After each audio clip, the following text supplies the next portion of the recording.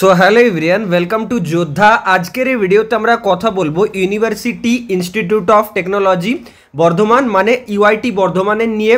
So এই কলেজটার NIRF দেখো 86th university ranking আছে।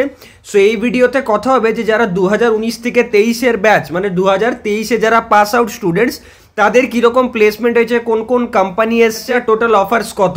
সো 2019 থেকে 23-এর ব্যাচে যদি দেখো তাহলে টোটাল হচ্ছে 160+ কোম্পানিজ কিন্তু ভিজিট করেছিল, মানে যেটা ডিসেন্ট 300+ অফার্স। টোটাল অফার যদি দেখো 300+, যেটা মানে আমার মনে হয় যে অনেক স্টুডেন্টসই কিন্তু সেখানে মাল্টিপল অফার্স পেয়েছে, নাহলে এত বেশি অফারের সংখ্যা হবে না।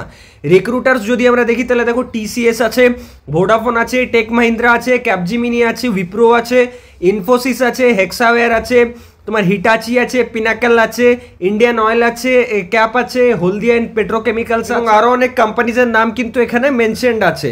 তাহলে এটা হচ্ছে ওভারঅল 2023-এর ইউআইটি বর্ধমানের প্লেসমেন্ট সিনারিও। এরকম অন্যান্য ব্রাঞ্চের বা অন্যান্য কলেজের প্লেসমেন্টও কিন্তু আমরা আনবো এই পার্টিকুলার চ্যানেলে। তার জন্য চ্যানেল অবশ্যই সাবস্ক্রাইব করবে এবং ভিডিওটা লাইক করে নিজেদের বন্ধুদের মধ্যে শেয়ার করে দিও আর কমেন্ট করে জানিও নেক্সট তোমরা কোন কলেজের এরকম প্লেসমেন্টের ওপর ভিডিও চাও। Thank you.